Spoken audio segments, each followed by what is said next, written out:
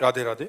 महाराज जी, जब हमें मालूम हो कि हमें कोई अपना मानसिक रूप से या आर्थिक रूप से नुकसान पहुंचा रहा है, जिससे हमारी मन की शांति भी भंग हो रही है, तो ऐसी परिस्थिति में प्रभु का नाम लेना थोड़ा सा मुश्किल पड़ जाता नहीं, है। मुश्किल नहीं, जरूर लीजिए। और वो तुम्हारे कर्म का फल भुगता रहा है तुमको, नवीन कर्म नहीं कर रहा है।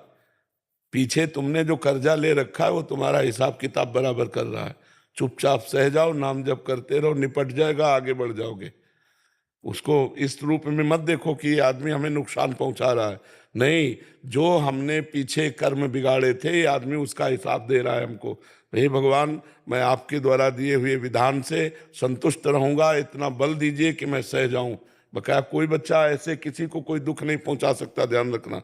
अपना पुत्र हो या शत्रु हो, यदि आपकी हानि कर रहा है तो आपका पूर्व जन्म का हिसाब निपटा रहा है। नहीं तो मित्र बनकर सहयोग कर सकता था।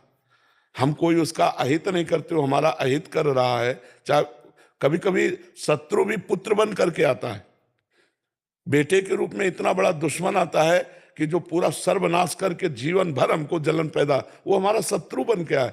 कभी कभी बाहरी इतना मित्रवत व्यवहार करता है कि बेटा भी नहीं कर सकता है। क्यों? क्योंकि वो कर्म का हिसाब हमें देने आया सुख का, और वो कर्म का हिसाब देने आया दुख का। ये संसार में अवश्य में भोक्तव्यम कृतम कर्म शुभाशुभम, शुभ और अशुभ कर्म का हिसाब चल रहा है। इसलिए नाम जप करो और उसको भोग लो, वो नष्ट हो जाएगा, आगे बढ़ जाओगे।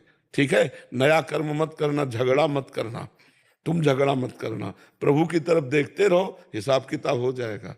जो अपना प्रारब्ध कर्म है वही हमें दुख दे सकता है, अन्यथा कोई हमें जीवन में दुख नहीं दे सकता। और जब हमारा प्रारब्ध कर्म है तो हम कहीं भी भाग के जाए, वो नया रूप रख लेगा, नया दुश्मन बन जाएगा और हमें दुख देने लगेगा। बात समझ लो बच्चा।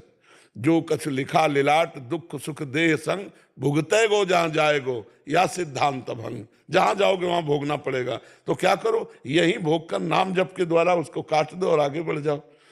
खूब नाम जप करो उस समय जब तुम्हारी हानि कोई कर रहा हो, तुम्हें नीचा दिखा रहा हो, जब कोई तुम्हारे मारने का प्लान कर रहा हो, तो बस भगवान के सामने, बस भगवान, सब कट जाएगा, सब नष्ट हो जाएगा। हरि स्मृति सर्व विपद विमोक्षणम, भगवान की स्मृति सब कुछ ठीक कर देती है। बस नाम जप करते रहना जी। रोहित सोनी जी। श्री हरिवंश राधा राधा। महाराज जी, आपके चरणों में कोटि कोटि प्रणाम।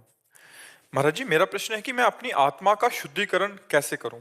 मेरे मन में बहुत तरह के विचार एक ही समय में आते हैं, एक ही की। आत्मा कभी अशुद्ध नहीं होती। आत्मा परम पवित्र निर्विकार सच्चिदानंदमय। अंतःकरण, अंतःकरण अपवित्र हो जाता है। विषय चिंतन, गंदी बातों का चिंतन, गंदी बातों के चिंतन के अनुसार क्रियाएं, तो इससे फिर हृदय पाप में मलिन हो जाता है। अंतःकरण, आत्मा नहीं, है ना? क्योंकि शास्त्रीय शब्दों का ज्ञान हो तभी तो पता चले। आत्मा निर्विकार है, चेतन अमल सहज सुख राशि, ईश्वर अंश जीव अविनाशी, चेतन अमल सहज सुख राशि। अमल माने निर्विकार, चैतन्य, भगवान का स्वरूप है आत्मा, वो कभी मलिन नहीं होती। मन बुद्धि चित्त अहंकार, ये अंतःकरण चतुष्टय हैं, ये मलिन हो जाते हैं। इनको ठीक करने के लिए कलिकाल में सर्वश्रेष्ठ साधन है भगवान नाम जप। जब तीन प्रकार का होता है, एक वाचिक राधा राधा राधा, एक मानसिक। वाचिक उपांश और मानसिक, जैसे बने तैसे खूब नाम जप करो, भगवान की लीला कथा सुनो, दूसरों का उपकार करो, इससे हृदय बहुत जल्दी पवित्र हो जाएगा। ठीक है? नाम जप